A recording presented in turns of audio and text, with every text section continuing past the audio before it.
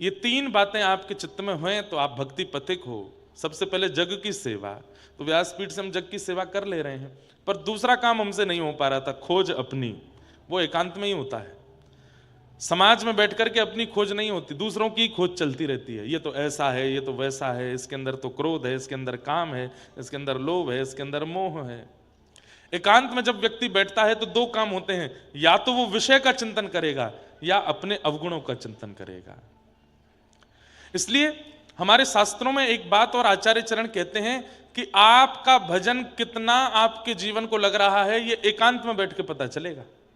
एकांत में बैठ करके अपने आप चिंतन कीजिए क्या आ रहा है मन में। और एक बात और सुनिए, पवित्र नदी के तट पर हिमालय की गोद में बैठ करके तो हर किसी को भजन हो जाएगा।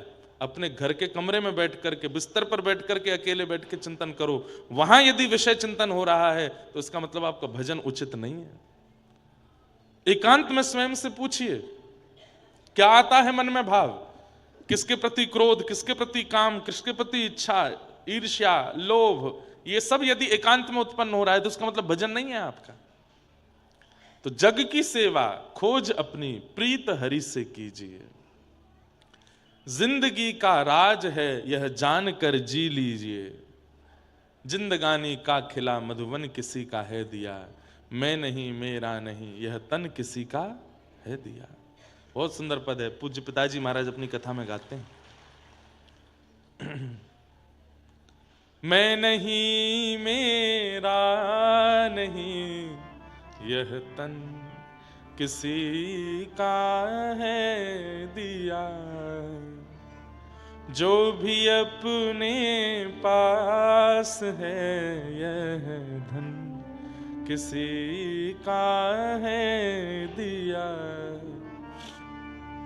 देने वाले ने दिया वह भी दिया किस शान से।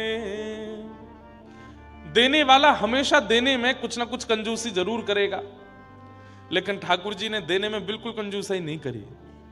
देने वाले ने दिया वह भी दिया किस शान से। देने वाला कैसे देता है, व्यक्ति 50,000 की गड्डी भी देता है तो फटे पुराने नोटों को बीच में डाल देता है, ताकि एक तरफ से गिनेगा तो फटे नोट बीच के उसको पता नहीं चलेगा। बैंक में भी दे आते हैं ऐसे, इतने चतुर हैं हम लोग। और चलिए नोट गड्डी नहीं भी दे रहे और कुछ भी देते हैं तो उसमें भी हमको ब्याज की इच्छा होती है। और किसी किसी को ब्याज की इच्छा भी नहीं है, फटे पुराने नोट भी नहीं दिए तो उसको ये इच्छा रहती है कि ये जब इस वस्तु का इस्तेमाल करे तो ये बात कोट करके कहे कि मैंने दिया है। मुंह फुलाए बैठ गए पीछे, इधर देखो, यहां देखो, वहां नहीं देखो, इधर देखो। कथा सुनो ध्यान से। क्या है गो भैया, कौन रो रो है, यहां देखो, इधर देखो, कथा सुनो आप लोग भाव से। ठाकुर जी की कृपा है, कोई ठाकुर जी की स्मृति में रो रहे होंगे। तो मैं क्या बता रहा था, क्या बता रहा था मैं? हाँ, ये होता है हमारे साथ, हमारा प्रवाह रुक जाए तो फिर हमको खोजना पड़ता है कहां था मैं। हाँ, तो कई लोग कैसे होते हैं, वो वस्तु देने के बाद में वो यही चाहते हैं कि ये सदा इस बात का ऋणी रहे कि मैंने दिया है, लेकिन ठाकुर जी नहीं। देने वाले ने दिया वह भी दिया किस शान से। एक आंख से भी दिखाई देता है हमको लेकिन दो दी ठाकुर जी ने, एक कान से भी सुनाई देता है लेकिन दो दिए, एक हाथ से ही कर्म करते हैं हम, दो दिए, एक पैर से भी चला जा सकता है उछल उछल करके, दो दे दिए। सब कुछ ठाकुर जी ने भरपूर दिया। आप कभी अपने जीवन पर चिंतन करके देखिए पॉजिटिविटी से, तो आपको लगेगा कि ठाकुर जी ने सब तो दिया, कुछ भी तो नहीं छोड़ा। फिर भी हमारी शिकायतें कभी खत्म नहीं हुई। देने वाले ने दिया वह भी दिया किस शान से, मेरा है यह लेने वाला कह उठा अभिमान से, मैं मेरा यह कहने वाला मन किसी का है दिया, मैं नहीं मेरा नहीं यह तन किसी का है दिया। तो जग की सेवा खोज अपनी प्रीत हरि से कीजिए, यह जिंदगी का राज है मान कर जी लीजिए। ये 3 चीजें अपने जीवन में ले आइए। जिंदगानी का खिला मधुवन किसी का है दिया। बंधु आज ना एक बात हम आपको निवेदन करें, आपको भी, आस्था पे देखने वालों को भी और भक्ति पथिकों को भी। गोस्वामी तुलसीदास जी महाराज कृत ये विनय पत्रिका है, आज ही अपने घर पर मंगा लीजिए, या तो स्वयं मंगा लीजिए, नहीं तो खरीद लीजिए, जैसे भी आपको ऑनलाइन। और नित्य विनय पत्रिका में वर्णित एक पद आपको पढ़ना है। इतना अद्भुत है, इतना सुंदर है, इतना आनंदमय है कि आप सुख में भर जाएंगे। ऐसे ऐसे भाव उद्गार श्री गोस्वामी जी के यहां पर प्रकट हुए हैं। अब मैं अभी मंच पे आता हूं तो रोज यहीं से नैमिषारण्य से शुरू किया है, विनय पत्रिका कहीं से भी खोल करके एक कोई भाव जरूर पढ़ता हूं। एक इतना सुंदर भाव अभी अभी पढ़ने में आया कि गोस्वामी तुलसीदास जी कह रहे हैं कि राम नाम मुझे मीठा नहीं लगा, इसलिए संसार मुझे मीठा लग रहा है। यदि राम का नाम मुझे मीठा लगा होता तो संसार की नीरसता का मुझे अनुभव हो गया होता। संसार नीरस क्यों नहीं लगता है, संसार इतना रस में क्यों लगता है? क्योंकि राम रस अभी मुख पर आया नहीं है, इसलिए संसार मीठा लग रहा है। हमने पूरा नहीं पढ़ा, केवल एक लाइन ही पढ़ी, उसी से ही मुझे भाव आ गया मन में कि ये उचित है। गा दें। जो मोहे राम लागते मीठे, जो मोहे राम लागते मीठे, जो मोहे राम लागते मीठे, जो मोहे राम लागते। हनुमान जी को लग गए थे मीठे, इसलिए संसार में और कहीं रस लगा नहीं।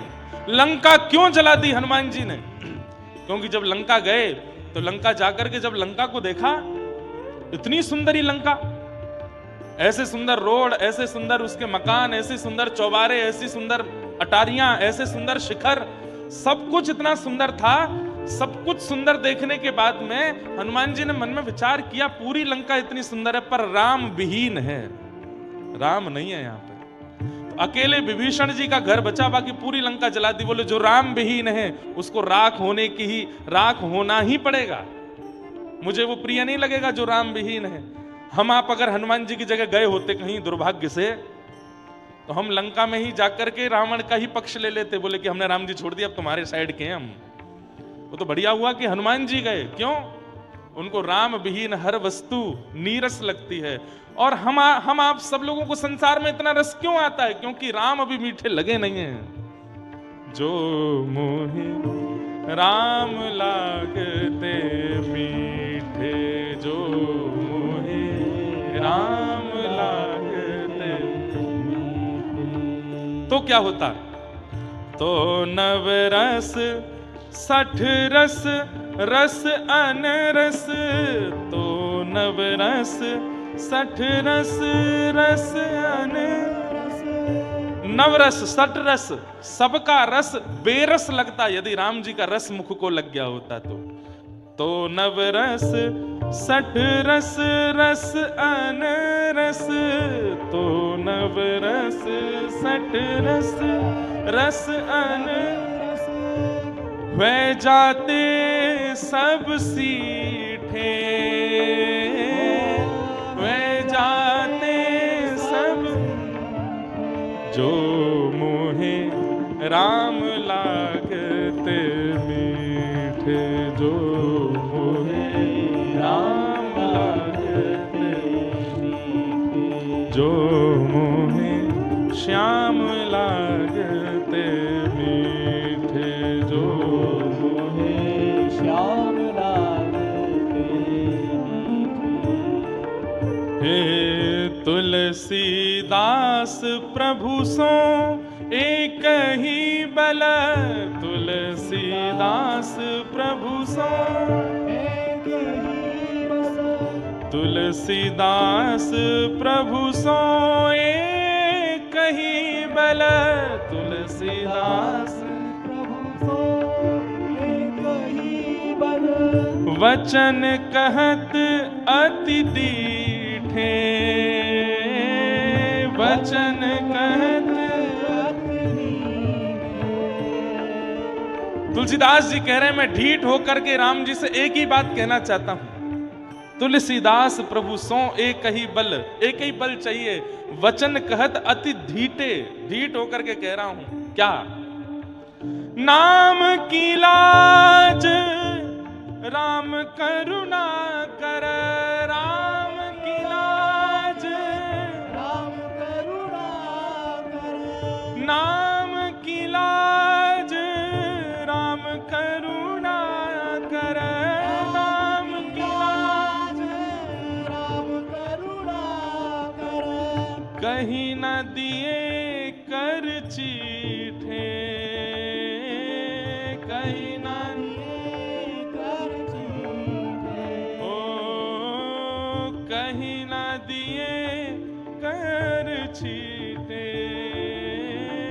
कर न दिए कर चीठे, जो मोहे नाम लागते मीठे, जो मोहे राम लागते हो, जो मोहे राम लागते मीठे, राम लागते, राम लागते राम मीठे, लागते, हाँ, राम लागते मीठे,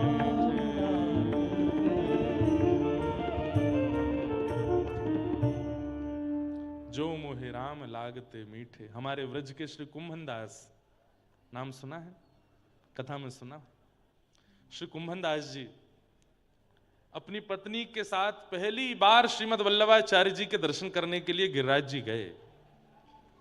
सब लोग ध्यान से सुनो।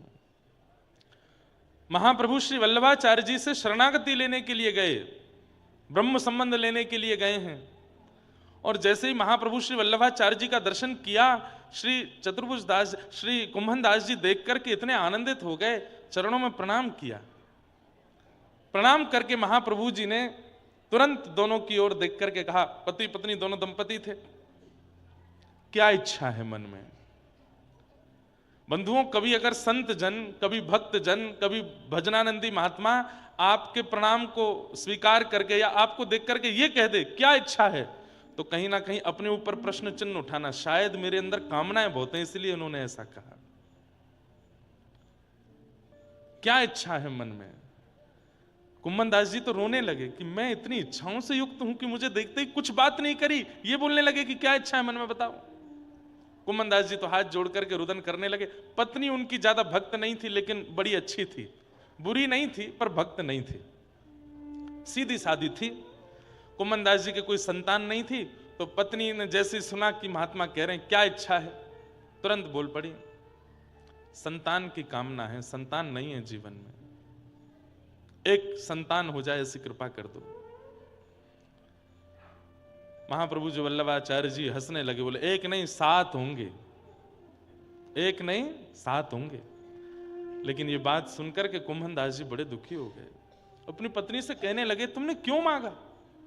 अरे आचार्य चरण ने यदि इच्छा प्रकट करके कह भी दिया कि क्या इच्छा है मन में, तो कहीं ये क्यों नहीं मांगा कि गिरधर जीवन में आ जाए, ये क्यों नहीं मांगा कि नाथ मुझे प्राप्त हो जाए, ये क्यों नहीं मांगा कि ठाकुर जी जीवन को स्वीकार कर लें, हमें स्वीकार कर लें? ये तुमने मांगा भी तो संसार। पत्नी बेचारी बोली वाली, उसने कह दिया अलमो तो इतना ही आवे, जीवन में दंपति हैं, पुत्र नहीं है, पुत्री नहीं है, तो मैंने मांग लियो। और कौन सा उनने एक ही वरदान की कही है? दोनों ने कही, दोनों के मन में कहा है मैंने अपनों मांग लियो, तुम अपनों मांग लो।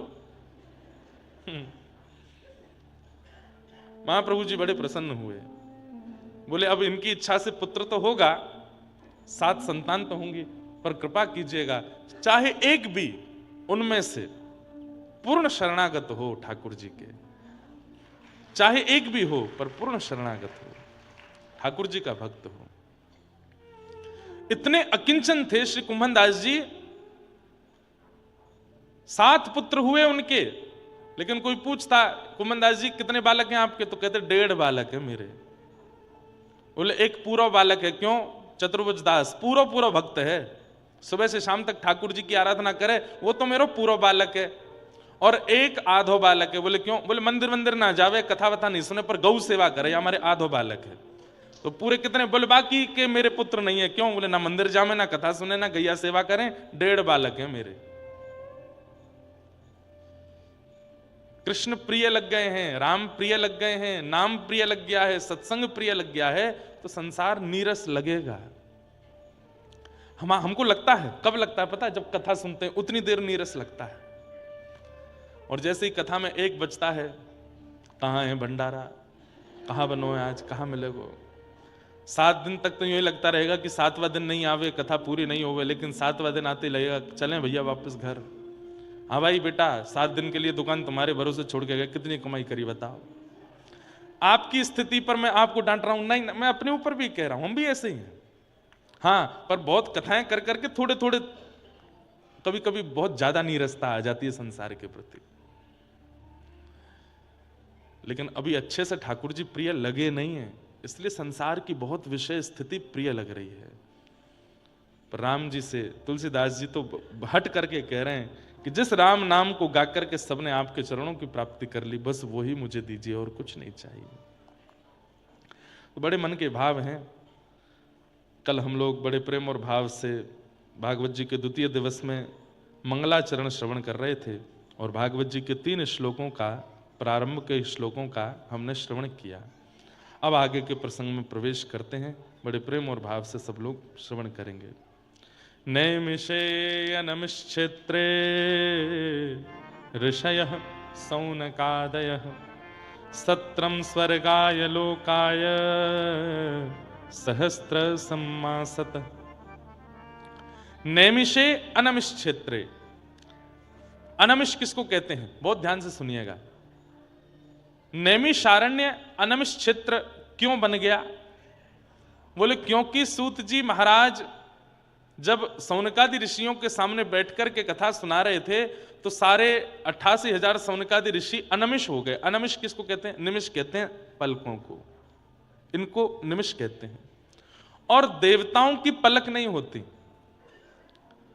पर ऐसा बोलते हैं कि देवताओं की पलक नहीं होती, तो मुझे बहुत लगता है कितने विचित्र लगते होंगे देवता बिना पलक के। पर बात ऐसी है कि पलक तो होती है पर वो झपकते नहीं है। हम लोग बहुत झपकते रहते हैं, बार बार पलक झपकते रहते हैं। झपकने का मतलब क्या है? ध्यान केंद्रित नहीं है, इसलिए बार बार पलक झपकते रहते हैं। बहुत कम पलक झपकते हैं देवता, इसलिए उनको अनमिष कहा जाता है। कहते हैं कि ये सौनकादि ऋषि मानव कल्याण के लिए जो यज्ञ कर रहे थे अनमिष होकर के कर रहे थे, मतलब बिना ध्यान भंग हुए कर रहे थे, इसलिए नैमिषे अनमिष क्षेत्रे, अनमिष हो गया नैमिषारण्य। सत्रम स्वर्गाय लोकाय सहस्त्रम सम्मासत। स्वर्गाय, यहां स्वर्ग की प्राप्ति की भावना नहीं है।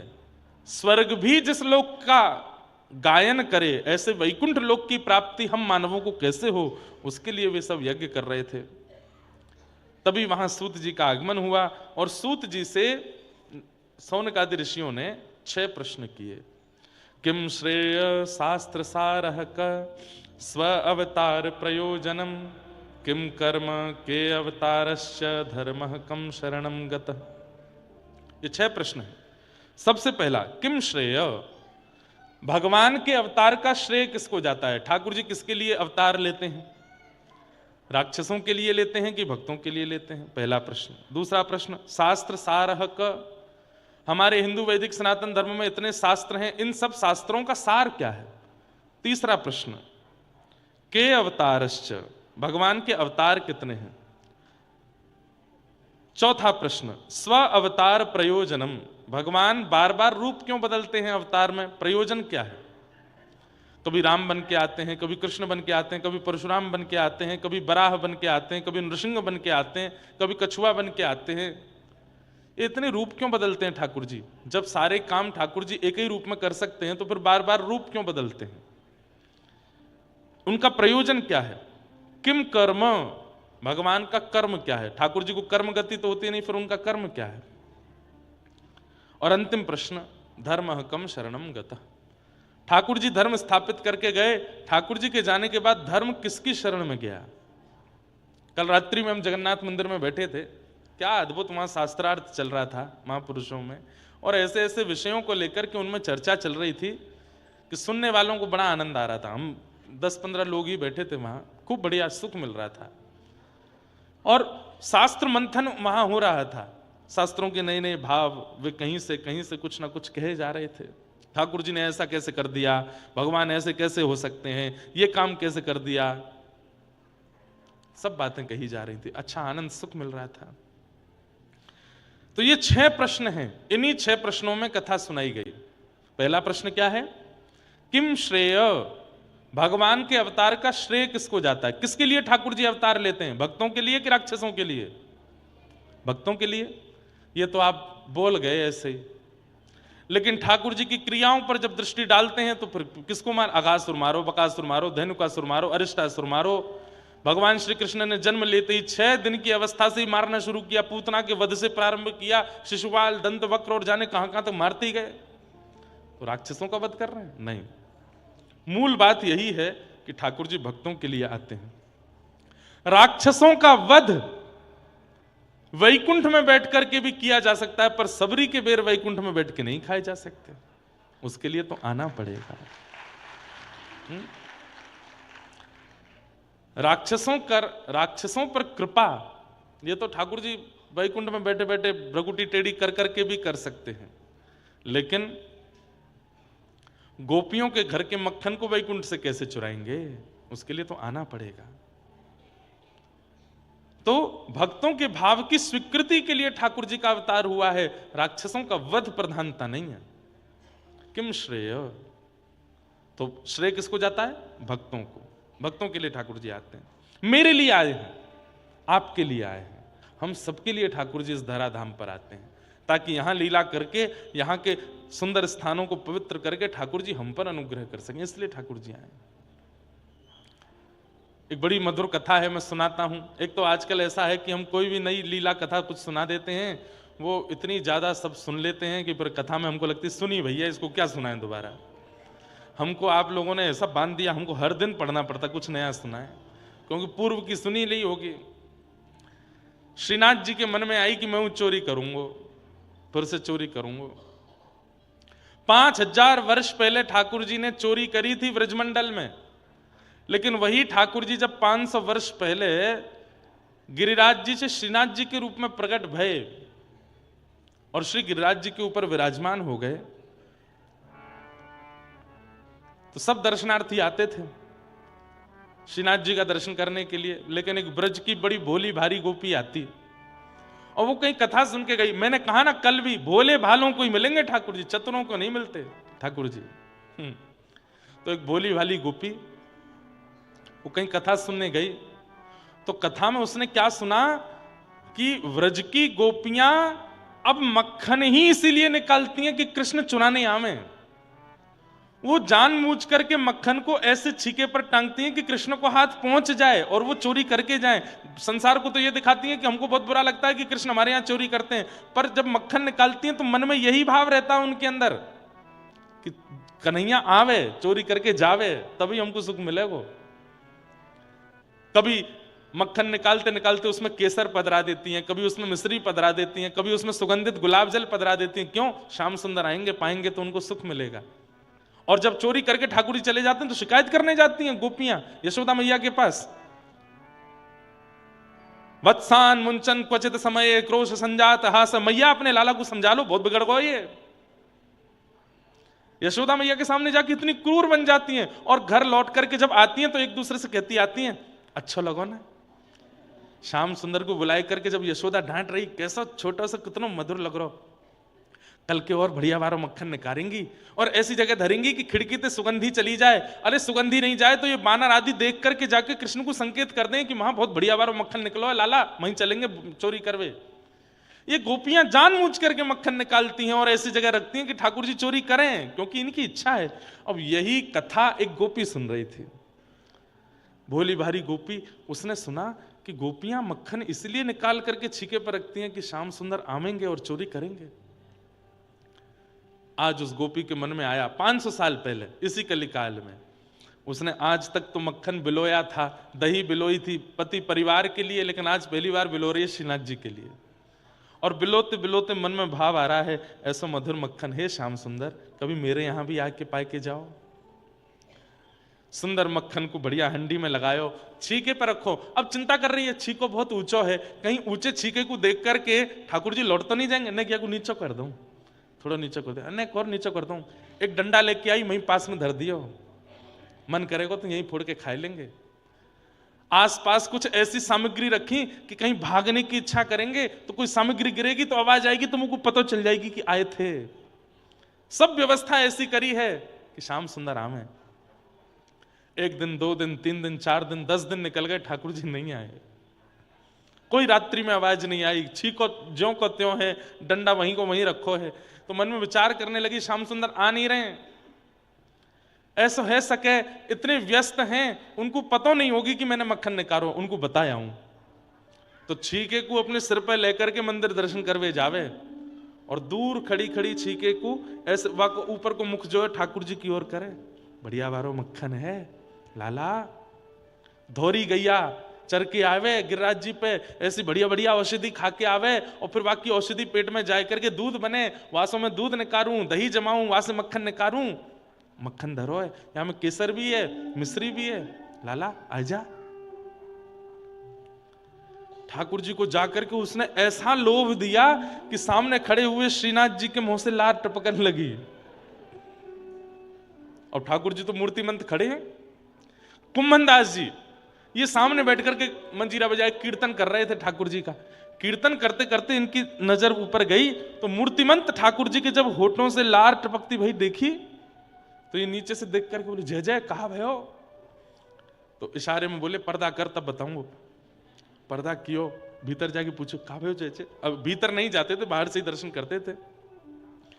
बोले गोपी है, ऐसा मधुर मक्खन निकाल के लावे और पीछे तो लोभ दे करके मुंह को दिखावे।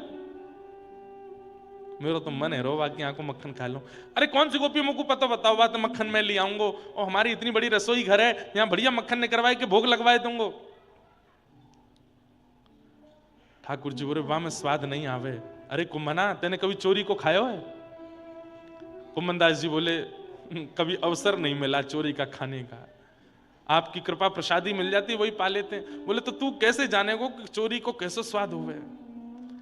अरे कुम्भन दास आज तू रसोई में करवाए के मक्खन खा और एक बार मेरे संग चोरी को खाए के आइयो, चोरी वारो स्वाद तू को इतना भावेगो जीवन भर फिर चोरी करके ही खावेगो। कुम्भन दास जी बोले हमको चोरी नहीं करनी जय जय, और आपको भी नहीं करनी। ये कोई द्वापर युग थोड़ा ही है, द्वापर में ज्यादा से ज्यादा उखल से बंधे थे, यहां तो जेल है जाएगी सीधी। ठाकुर जी बोले ना ना मुझे तो चोरी करनी है। कुम्भन दास जी बोले कैसे करनी है बताओ? बोले तू एक काम कर। बोले कहा रात्रि में जब मंदिर बंद है जाए बस खिड़की पे आए के ठाड़ो है जाइयो, मैं आ जाऊंगा।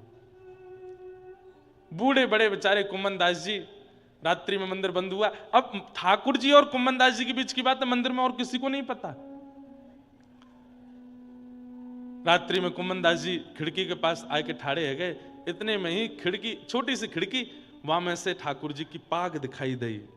आहा मुख निकर के आयो, हाथ से ठाकुर जी तो अचल, ठाकुर जी तो सचल हो गए।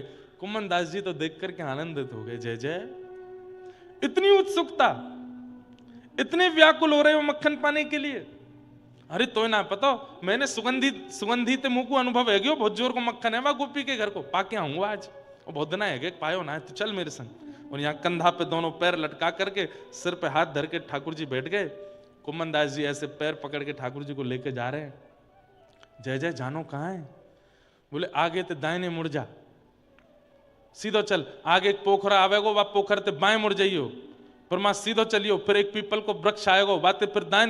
बोले तुम्हें कैसे पता सब रास्ता? बोले अरे वो गोपी रोज आए के बताए के जाए, वो चाह रही है वह कावा के घर को मैं चोरी कर जाऊं, वही ने मुझको रास्ता बतायो, चल दे।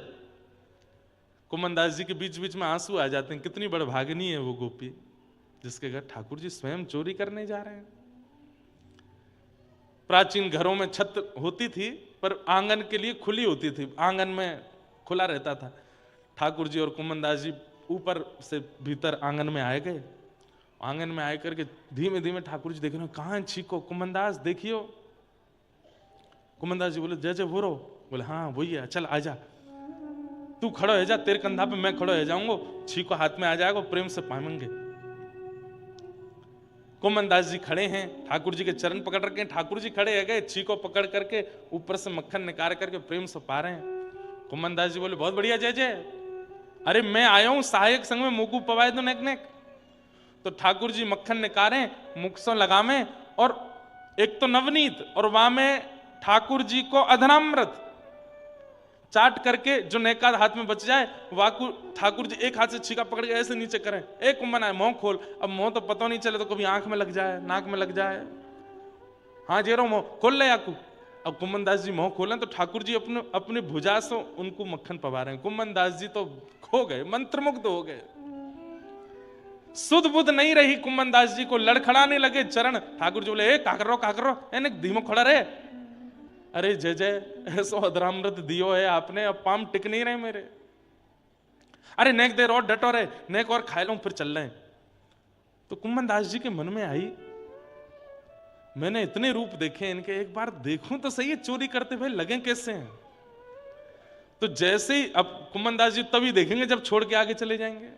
तो कुम्मनदास जी ऐसे पकड़े पकड़े नीचे से देखने का प्रयास कर रहे हैं, लग कैसे रहे।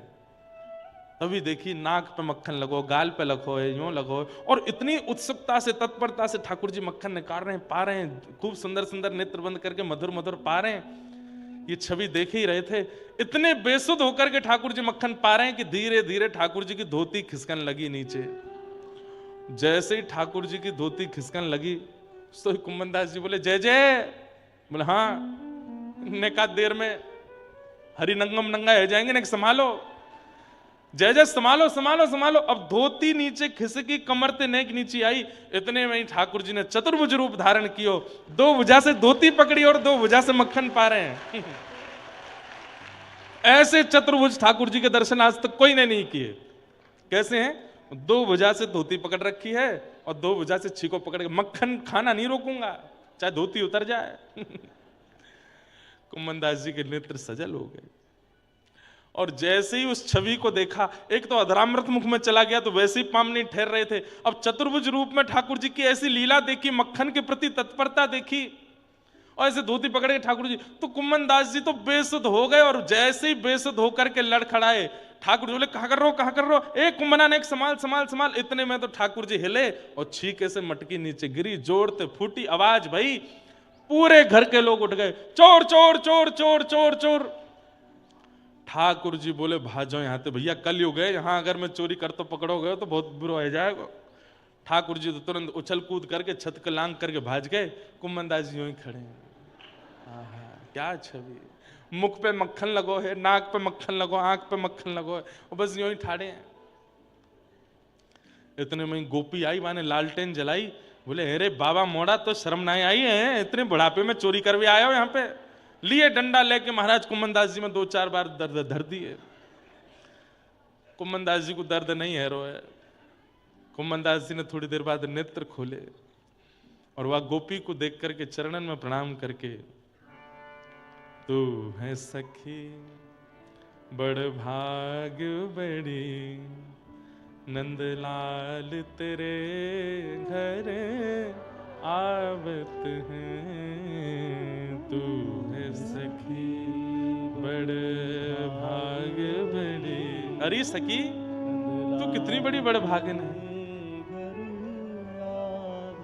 साक्षात ठाकुर जी, पूरा विश्व 56 भोग लेके उनके पास जाता है, पर वो तेरी मक्खन की हंडी को खाए के काजे तेरे यहाँ आए हैं। और तेरे यहाँ आए हैं ये बात एक नहीं है, कितनी तत्परता, कितनी उत्सुकता, योजना बना रहे हैं, ऐसे खाऊंगो, ऐसे चुराऊंगो, ऐसे लेके। अरे चतुर्भुज रूप प्रकट करके, जो चतुर्भुज रूप का दर्शन ठाकुर जी ने महाभारत के युद्ध मैदान में अर्जुन के अलावा युधिष्ठिर को भी नहीं कराया, वो चतुर्भुज रूप तेरे घर पे आके प्रकट कर लियो, तेरे मक्खन को खावे के काजे।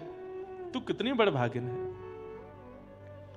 तू अपनो श्रृंगार करत है, तू अपनो श्रृंगार करत है, ये दर्पण हाथ दिखावत हैं दर्पण। हाथ दिखावत है। कुम्भन दास जी को ऐसा लगने लगा कि भाई या गोपी के घर में जितनी भी सामग्री हैं सब ठाकुर जी, और ये गोपी जो कुछ भी करती है ये नहीं करती, ठाकुर जी इसके लिए करते हैं। तू है सखी बड़ भाग बड़ी, नंदलाल तेरे घर आवत हैं। तू है सखी बड़ भाग बड़ी, नंदलाल तेरे घर आवत है। निज कर गूथ सुमन के गजरा, निज कर गूथ सुमन के गजरा, ये अपने ही हाथ पहरावत हैं, अपने हाथ पहरावत है। कुंभन दास लाल गिरधर के, कुंभन दास लाल गिरधर, ये तो तेरे ही हाथ बिकावत हैं, तेरे हाथ। कुम्भन दास जी कह रहे हैं ऐसे प्रेमी भक्त अगर ठाकुर जी को पकड़ करके कहीं बेकऊ आएंगे ना, ठाकुर जी बिक भी जाएंगे। बोले तू जैसे चाहेगा वैसे धर ले लूंगा भैया, रहूंगा तेरे सुख में, रहूंगा तेरे आनंद में, रहूंगा तेरे उत्साह में। कुम्भन दास जी तो गोपी के पाम छू रहे हैं, गोपी ले ले करके डंडा मारे हैं। बाबा तो शर्म ना आई है, बुढ़ापे में चोरी कर भी आयो। कुम्भन दास जी कह रहे तू को कहा बताऊं, मैं नहीं आयो, मुकु लायो गयो यहाँ पे, कौन लेके आयो? तू मानेगी नहीं कौन लेके आयो? बोले नहीं नहीं बताओ कौन लेके आयो? चतुर्भुज चोट्टा चोट्टा ब्रज भाषा में कहते हैं चोर को। किसको कहते हैं? चतुर्भुज चोट्टा। ठाकुर जी आए, अब वो गोपी तो मान ही नहीं पा रही है। कुम्भन दास जी बस उसी छवि का चिंतन करते हुए जा रहे हैं, तभी आगे कदम वृक्ष के नीचे ठाकुर जी बैठे हैं। कुम्भन दास जी बोले जय जय, बहुत बढ़िया करी हैं, चोरी कराए हुए ले गए, कुछ तो भाग गए माते मुंह छोड़ आए। ए तो तू काय को चोरी करवे गयो कि मैं भाव में निमग्न हेवे गयो? अरे मैंने तुमको मक्खन खवायो, चतुर्भुज रूप धारण कियो, ये भाव रखवे की जगह तो जमुना जी किनारे कल्ले पर्वत पे बैठ कल्ले में चोरी में भाव करेगा तो फिर मरेगा। कुम्भन दास जी ने चरणों में प्रणाम किया। आप आश्चर्य करेंगे, ठाकुर जी बोले एक कुम्भना, एक तो कुछ शुभ समाचार देनो। बोले कहा तेरी बहू ने अबई अबई एक लाला को जन्म दियो है घर में। ठाकुर जी समाचार कुम्भन दास जी को दे रहे हैं कि तुम्हारे घर अभी एक बालक का जन्म हुआ है। बिना बालक का मुख देखे ही चतुर्भुज श्री कुम्भन दास जी ने अपने उस पुत्र का नाम चतुर्भुज दास रखा। क्यों? आज मैंने चतुर्भुज रूप का दर्शन किया है, मेरे पुत्र का नाम चतुर्भुज दास है। जिन श्री चतुर्भुज दास जी ने अद्भुत पद गाया, गोवर्धन वासी सांवरे, गोवर्धन वासी लाल तुम बिन रयो न जाए, गोवर्धन वासी। अद्भुत है भैया, ठाकुर जी बड़े प्रेमी हैं। इसलिए किम श्रेय, राक्षसों के लिए नहीं आए ठाकुर जी। ये चोरी ऐसी चोरी वैकुंठ में कर पाएंगे ठाकुर जी? वाके लिया तो ब्रज में ही आना पड़ेगा, वाके लिया तो वृंदावन ही आना पड़ेगा। इसलिए ठाकुर जी आए। शास्त्र सारः क, इन शास्त्रों का सार क्या है? अष्टादश पुराणेषु व्यासस्य वचनद्वयम् परोपकार पुण्याय पापाय परपीडनम। हमारे 18 पुराणों में 2 ही बात प्रधानता है, बहुत ध्यान से सुनो। परोपकार पुण्याय, दूसरे की सहायता करना, इससे बड़ा कोई पुण्य नहीं हो सकता। और अपने लिए जो चीज बुरी लगती है वो किसी के साथ करना, इससे बड़ा कोई पाप नहीं। इन 2 बातों का ध्यान रखो। स्व अवतार प्रयोजनम, भगवान के इतने भिन्न भिन्न अवतारों का प्रयोजन क्या, बार बार रूप बदल के क्यों आते हैं? ठाकुर जी अपनी व्यापकता सिद्ध कर रहे हैं। वो केवल पक्षधर नहीं है, केवल मानव बनकर के मानवों के पक्षधर नहीं है। ठाकुर जी कह रहे हैं जड़ चेतन सबका मैं स्वामी हूं। यहां पर ठाकुर जी वृक्ष बनकर के मानो संपूर्ण वृक्ष प्रजाति को भी आश्वासन दे रहे हैं कि मैं तुम्हारे रूप में, अरण्य के रूप में हूं, इसलिए तुम ये मत सोचना मैं केवल मानवों का नाथ हूं, मैं सबका नाथ हूं। इसलिए ठाकुर जी सर्व व्यापकता में मछली भी बनते हैं, कछुआ भी बनते हैं, नृसिंह भी बनते हैं, बराह भी बनते हैं, अरण्य भी बनते हैं, सबरे रूप ठाकुर जी ने धारण किए ताकि सबकी आराधन का केंद्र मैं बन जाऊं। कहीं कोई ये ना सोच ले कि मैं केवल मानवों का नाथ हूं, सबका नाथ हूं। किम कर्म, ठाकुर जी करते क्या हैं? ठाकुर जी करते क्या हैं? गौ ब्राह्मण संत प्रतिपालक हैं। ठाकुर जी गौ ब्राह्मण संत और भक्तों के पालन करते हैं, उसी के लिए ठाकुर जी आते हैं। के अवतारश्च अवतारा यशंखेय, ठाकुर जी के कितने अवतार हैं? कोई एक आध दो 10 नहीं है, अनंत हैं। ठाकुर जी इस समय भी कहीं ना कहीं अवतार लेकर के कोई लीला कर ही रहे होंगे, अवतार असंख्य हैं। और अंतिम प्रश्न किया धर्म कम शरणम गतः, ठाकुर जी के जाने के बाद धर्म किसकी शरण में गया? हमारी और आपकी शरण में है। हम सबकी शरण में ठाकुर जी ने धर्म को छोड़ा है, इसलिए कहा धर्मो रक्षति रक्षतः, धर्म की रक्षा तुम करो। क्यों? ठाकुर जी ने तुम्हारे लिए धर्म स्थापित किया। पिता ने पुत्र के लिए घर बनाया, अब पिता के जाने के बाद पूरे घर का अधिकार पुत्र के पास है। हम सब ठाकुर जी के तनु हैं, पुत्र हैं। ठाकुर जी के जाने के पश्चात धर्म की रक्षा करना, सेवा करना, ये मेरा और आपका कर्तव्य है, अधिकार है। ये 6 प्रश्न, अब इनका विस्तार से वाचन करते हुए श्री सूत जी महाराज कथा सुना रहे हैं। सबसे पहले अपने गुरुदेव को वंदन किया, अपने गुरु को वंदन किया। गुरु कौन है? श्री सुखदेव जी महाराज। यम प्रव्रजन्तमनुपेतमपेत कृत्यम द्वैपायनो विरह कातरया जुहाव पुत्रेति तन्मयतया तर्वोऽभिनेदुः तम सर्वभूत हृदयं मुनिमानतोऽस्मि। बोलो श्री सुखदेव जी महाराज की। श्री सूत जी महाराज वे अपने गुरु के रूप में श्री सुखदेव जी को मानते हैं। क्यों? बोले जब शुकाचार्य जी परीक्षित को कथा सुना रहे थे तो सूत जी कहते हैं मैं भी वहां बैठा था और बैठ करके मैंने कथाएं तो बहुत बार सुनी, पर जब से सुखदेव जी के मुख से निर्झरित कथा का मैंने आस्वादन किया तब से मुझे भागवत सार समझ आने लगा, इसलिए भागवत का गुरु मैं उन्हीं को मानता हूं। इसलिए सुखदेव जी मेरे गुरु। बंधुओं, गुरु शब्द का अर्थ क्या है? जो हृदय के अंधकार को दूर करे उसको गुरु कहते हैं, जो संशयों को दूर करे उसको गुरु कहते हैं। अनेक भाव हैं। गुरु का मतलब गुकारस्तु अंधकारस्यात् रुकारस्तु निरोधक, पर केवल प्रवचन नहीं, गुरु का उपस्थित होने मात्र से हृदय के जो संशय थे दूर ही हो गए। प्रश्न बहुत लेके गए पर गुरु का रूप देखते ही भूल गए क्या पूछना है। हमारे श्रीमद रामानुजाचार्य जी महाराज, उनके जामाता, उनके जमाई, उनका नाम था श्री लालाचार्य जी महाराज। भक्तमाल जी में खूब सुंदर प्रसंग आता है। श्री लालाचार्य जी, अब मेरे को छप्पे तो याद नहीं तो गा देता। श्री लालाचार्य जी का चरित्र आता, बहुत ध्यान से सुनिएगा। गुरु की वाणी, गुरु के शब्दों पर अगर शिष्य विश्वास कर ले तो प्रयच्छति गुरु प्रीतो वैकुंठम योगी दुर्लभम, इस बात का प्रमाण ये कथा है। तो श्रीमद रामानुजाचार्य जी महाराज के जमाई थे, जामाता थे श्री लालाचार्य जी, परंतु उन्होंने आचार्य चरण से दीक्षा भी ग्रहण कर ली, इस नाते से रामानुजाचार्य जी गुरु भी हैं। तो एक दिन लालाचार्य जी ने रामानुजाचार्य जी से कहा कि गुरुदेव मुझे शिष्य को कुछ आज्ञा दीजिए, मैं किस नियम का या किस भाव का पालन करूं।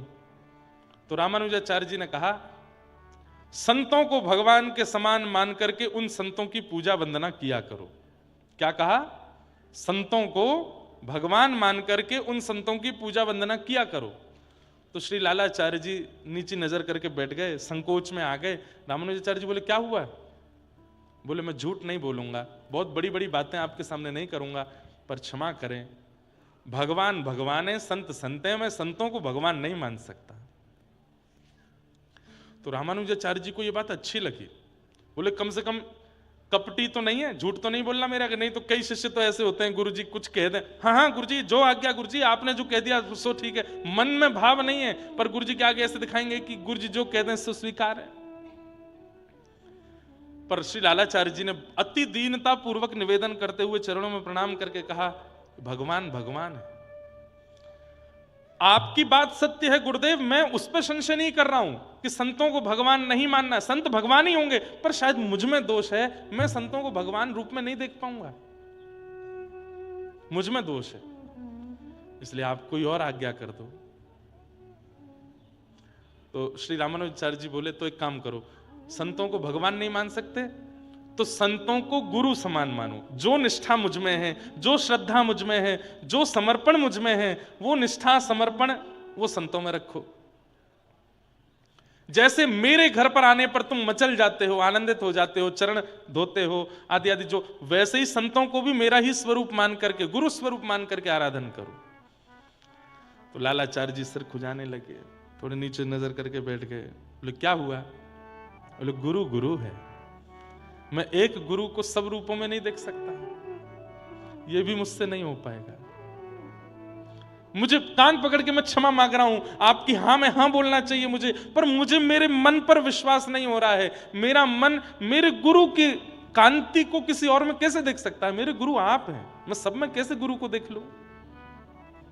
भाई प्रियतम एक है, अब यूं कहते हैं सब में प्रियतम देखो, ये तो फिर बहुत अपवाद हो जाएगा इसमें, तो सब में प्रियतम देखने का मतलब तो बहुत गलत हो जाएगा। लेकिन रामानुजाचार्य जी अपने पक्ष में ठीक बात कह रहे हैं कि सबको गुरु जन मानो, पर लालाचार्य जी कह रहे हैं कि मेरे लिए तो आप ही गुरु हैं, मैं सब में कैसे मानूं? तो फिर रामानुजाचार्य जी प्रसन्न होकर के तीसरी बात बोले, तो एक काम करो। बोले क्या? बोले जैसे भाई है, जैसे बड़े भाई हैं, छोटे भाई हैं, मित्र हैं, सखा हैं, संबंधी हैं, घर के संबंधी हैं, उन घर के संबंधियों को आते देख तुम अति प्रसन्न हो जाते हो, ऐसे ही संतों को अपना संबंधी मान करके देखना शुरू करो। लालाचार्य जी बोले जय हो गुरुदेव की जय हो, ये मैं कर सकता हूं। किसी संत को फूफा मान लूंगा, किसी संत को जीजा मान लूंगा, किसी संत को भैया मान लूंगा, किसी कोई छोटे साधु होंगे तो उनको छोटा भाई मान लूंगा, किसी को भतीजा मान लूंगा, किसी को देवता मान लूंगा, ऐसे ऐसे, हाँ ये संबंध मैं कर लूंगा। तो बोले तो फिर यही करो, आज से जितना साधु तुमको दिखे, जितने संत दिखे, जितने महापुरुष दिखे, सब तुम्हारे संबंधी हैं। तो लालाचार्य जी ने इस बात को इतना अमल किया, माथे पर उर्धपुंड और गले में तुलसी माला, केवल ये दो चीजों में से कुछ भी दिख जाए या शिखा दिख जाए तो दूर से ही लालाचार्य जी देख लेते थे, आयु मुझसे ज्यादा है, स्वभाव ऐसा है, ये मेरे कौन है, तो सीधे प्रणाम ही करते, फूफा जी राम राम, कैसे हैं आप? बोले हम तुम्हारे फूफा कब बने? बोले हमारे गुरुदेव की आज्ञा है, सब संतों को संबंधी मानो। घर चलिए, यहां कहां बैठे हैं आप? आपकी बहू ने देखो आज बढ़िया सुंदर पकवान बनाए हैं, उनकी पत्नी भी आचार्य चरण की पुत्री हैं, लालाचार्य जी जैसे पति हैं तो पत्नी में भी संस्कार बहुत थे। अरे सुनो, बोले हाँ फूफा जी कहाँ के हो आप? वाराणसी के। वाराणसी वाले फूफा जी आए हैं, कुछ बनाओ। तो वो भी आकर के बड़ा दंडवत कर दिया, अरे फूफा जी बड़ी कृपा करके आए, पधारो विराजो।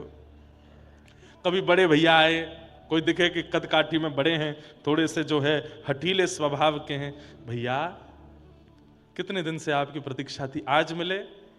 बड़े भैया कहते तुम कौन से हमारे छोटे भैया हो भाई, कहाँ के हो? बोले वो सब बात की बात है, हम आपके संबंधी हैं, आप हमारे बड़े भैया। बहू ने आपके लिए घर पर सुंदर मोहन थार बनाई है, चलिए ना घर पर। घर लाते, प्रसाद पवाते, जितने दिन उनकी रहने की इच्छा होती घर पर रखते, उनको दान दक्षिणा करके जब विदा होते तो रोते, आंखों से आंसुओं से दोनों पति पत्नी रोते और कहते आप अब कब आओगे? रामानुजाचार्य जी इतने प्रसन्न होते थे इस लीला को देख करके, उनके इस भाव को देख करके, देखो कैसी गुरु निष्ठा। मैंने कहा कि संतों को भगवान मानो तो बोले नहीं मान पाऊंगा, गुरु मानो नहीं मान पाऊंगा। मैंने कहा संबंधी मानो तो ऐसा संबंध निभा रहे हैं जैसे वास्तविक पारिवारिक संबंध निभाया जाता है, सबको अपना संबंधी मानते। हाँ, एक बार उनकी पत्नी कावेरी नदी में जल भरने के लिए अपनी सब सहेलियों के साथ में गई थी। अच्छा, जब आप लोग गुरु आज्ञा मान करके भक्ति पथ पर चलने लगते हैं तो कई लोग आपका मजाक भी उड़ाने लगते हैं। अब रोज तिलक लगाओ और किसी दिन तिलक नहीं लग पाए तो घर के लोग छेड़ेंगे, ए भक्तानी आज तिलक नहीं लगा सिर पे, क्यों नहीं लगा? लगा लो, तुम्हारी वो कहाँ है लकड़ी वाली माला, पहने आओ उसको गले में। दिखे नहीं रही। मजाक भी बनाने लगते हैं कई लोग। नगर में कोई वृंदावन से आ जाए, ओहो तुम्हारे वृंदावन वाले आए हैं, सुनने नहीं जाओगे कथा, ये सुनने मिलने नहीं जाओगे उनसे, ऐसे लोग कई लोग मजाक भी करने लगते हैं।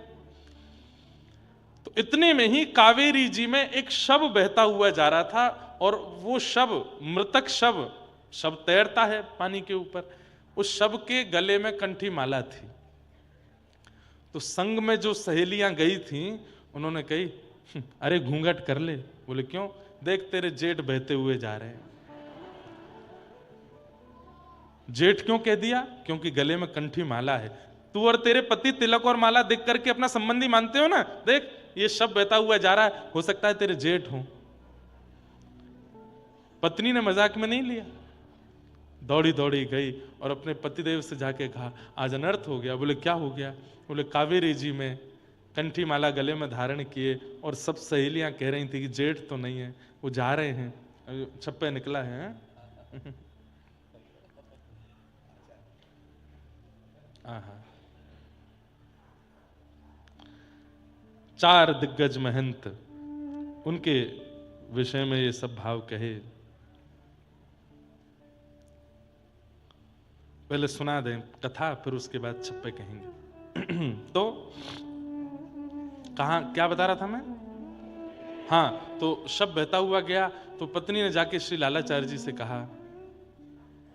लालाचार्य जी ने जैसे ही सुना कि शव बहता हुआ जा रहा, गले में कंठी माला, इतने रोते बिलखते हुए गए, अपने 4-5 साथियों के साथ गए, कावेरी जी से उनका शव निकाला, शव निकाल करके घर लाए, और घर में जैसे एक शव की पूरी क्रिया होती है वो सारी क्रियाएं की। उनके वस्त्र बदले, उनकी अर्थी बनाई, घर में पूरा, मतलब आश्चर्य कर रहे हैं सब लोग। बोले भैया तुम अनजानों को घर ला करके अपना सगा संबंधी बना के उनको घर रखते हो, भोजन आदि पवाते हो, ये तो आज तक सुना गया था, पर ये पूरी प्रक्रिया जैसे घर के मरणासन व्यक्ति की होती है, तुम वैसे कर रहे हो। गुरु आज्ञा हुई है कि वैष्णवों को अपना संबंधी मानो, तो संबंधी गया है तो पूरी प्रक्रिया होगी, पिंडदान आदि जो होना चाहिए वो किया, अर्थी बना करके वैसे ही रुदन कर रहे हैं, बार बार चरणों से लिपट लिपट के रो रहे हैं कि भैया आप क्यों चले गए, श्री ठाकुर जी कृपा करें, आपको चरणों में वास दें। कीर्तन करने लगे, नेत्रों से अविरल अश्रु धार कर रही है, मेरे भैया चले गए। जाकर के उनका संस्कार किया, छौर कर्म कराया, सब कुछ वो किया जो एक घर परिवार सदस्य लोग करते हैं। 10 गात्रादि करने के बाद जब 13 आई, तो 13 में पूरे नगर के ब्राह्मणों को चिट्ठी भेजी कि हमारे यहां हमारे बड़े भैया उनका 13 है, आपको प्रसाद पाने के लिए आना है। ब्राह्मणों ने चिट्ठी देख करके कहा, बिल्कुल नहीं जाएंगे, ना हमें गोत्र पता, ना हमें इसका नाम पता, ये तो चलते फिरते किसी भी आदमी को अपना संबंधी बना लेते हैं और उसके नाम से कुछ भी करते हैं। बताओ, भोजन आदि पवाते तब तक ठीक था, घर में लाके उसका श्राद्ध कर्म कर रहे हैं, उसका जो 13 ही कर रहे हैं, हम जाएंगे इनके यहाँ पाने? बिल्कुल नहीं जाएंगे। यहां पर 13 पर ब्राह्मणों को जो भी दान आदि किया जाता, सबकी व्यवस्था रखी, प्रसाद बनाया, लेकिन एक भी ब्राह्मण नहीं आया। आज मन व्यथित हुआ लालाचार्य जी का, और अपने गुरुदेव से जाकर के कहे, गुरुदेव आपने कहा था कि संतों को संबंधी मानना, मैंने तो संबंधी माना, पर यह समाज मेरे इस संबंध को स्वीकार नहीं कर रहा है, अब मैं क्या करूं? मैंने तो उनको भाई माना, मैंने तो बंधु माना, पर यह समाज उनको स्वीकार नहीं कर रहा, गुरुदेव अब मैं क्या करूं? तब रामानुजाचार्य जी ने ठाकुर जी की ओर देखा और कहा कि गुरु आज्ञा मान रहे हैं, गुरु आज्ञा गरी ऐसी आज्ञा गुरुनाम अविचारणीयाम, गुरु की आज्ञा पर बिल्कुल विचार नहीं कर रहे ठाकुर जी। और ऐसे लालाचार्य जी की इस निष्ठा को पूर्ण, कहीं अविश्वास इनके चित्त में ना आ जाए कि इनके घर ब्राह्मण नहीं गए, आप कुछ कृपा करो। ठाकुर जी ने वैकुंठ से ऋषि और ब्राह्मणों को भेजा, और जाकर के श्री लालाचार्य जी के यहाँ जाकर के उन्होंने प्रसाद पाया। देखते रह गए सब नगरवासी लोग, चतुर्भुज रूप हैं सबके, अद्भुत छटा प्रकट हो रही है, वैकुंठ से साक्षात ऋषि ब्राह्मण पधारे और आकर के श्री लालाचार्य जी के यहाँ प्रसाद स्वीकार किया। गुरु आज्ञा का यह बल है, यह सामर्थ्य है कि उसको शिष्य जब पालन करने लगता है, तो ठाकुर जी भी गुरु के कहे वचन को जब शिष्य पालन करता है, तो शिष्य के पालन में अड़चन भी आती है, तो ठाकुर जी उस अड़चन को दूर करते हैं। क्यों? अपने गुरु की बात मान रहा है। चतुर महंत दिग्गज चतुर भक्ति भूमि दावे रहे। श्रुति प्रज्ञा श्रुति द्रेव ऋषभ पुह कर इब ऐसे। श्रुति धामा श्रुति उदधि पराजित बामन जैसे। श्री रामानुज गुरु बंधु विदित जग मंगलकारी। शिव संहिता प्रणित ज्ञान सनकादिक सारी। इंदिरा पद्धति उदारधि सभा साकी सारंग कहे। चतुर महंत दिग्गज चतुर भक्ति भूमि दावे रहे।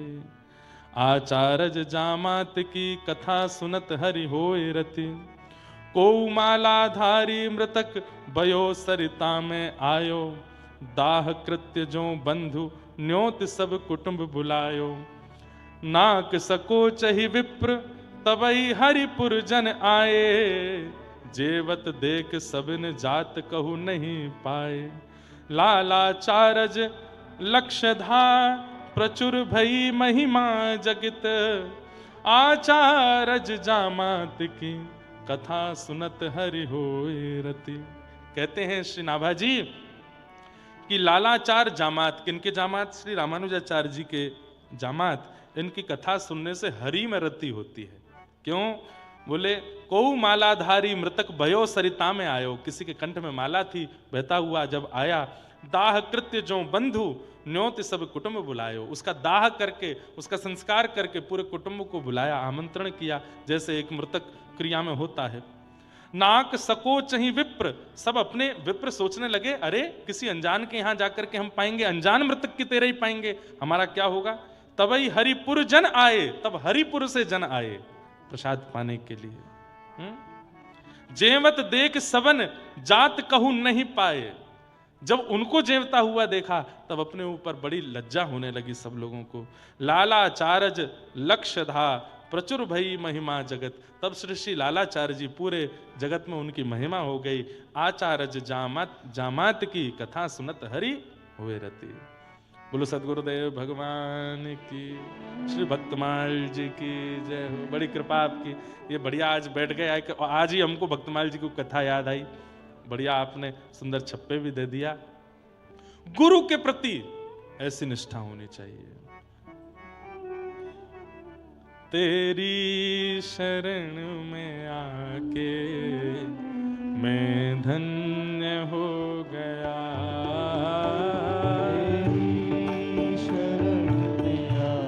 अपने गुरुदेव का स्मरण करते हुए गाओ।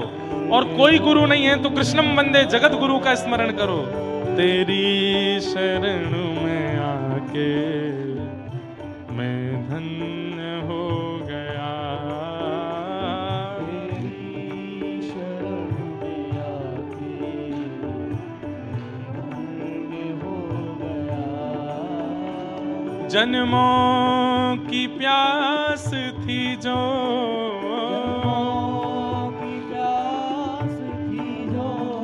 जन्मों की प्यास थी जो,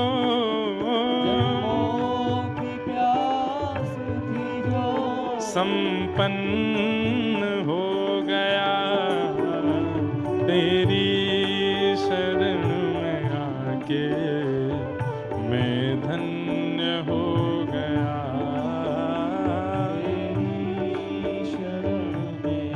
करताल बजा के गाओ। वो तुझको अपना बना के मैं धन्य हो गया। अपना बना के मैं धन्य हो गया। करना कभी ना दूर प्रभु चरणों से आप हो। कभी ना दूर प्रभु चरणों से आप हो। करना कभी ना दूर प्रभु चरणों से आप हो।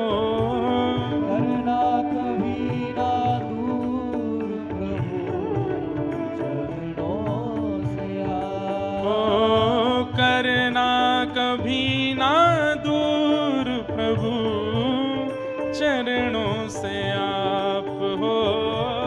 करना कभी ना दूर प्रभु चरणों से आप। ओ चरणों के ही सहारे, चरणों के ही सहारे, चरणों के ही सहारे, चरणों के ही सहारे मैं भव पार हो गया।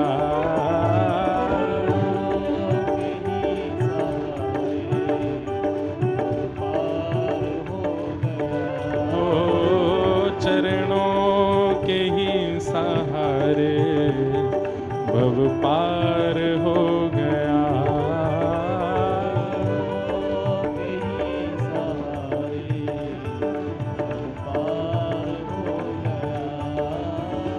जन्मों की प्यास थी जो,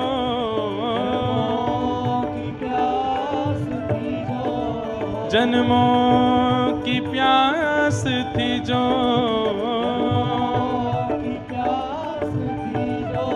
संपन्न हो गया तेरी शरण में आके मैं धन्य हो गया।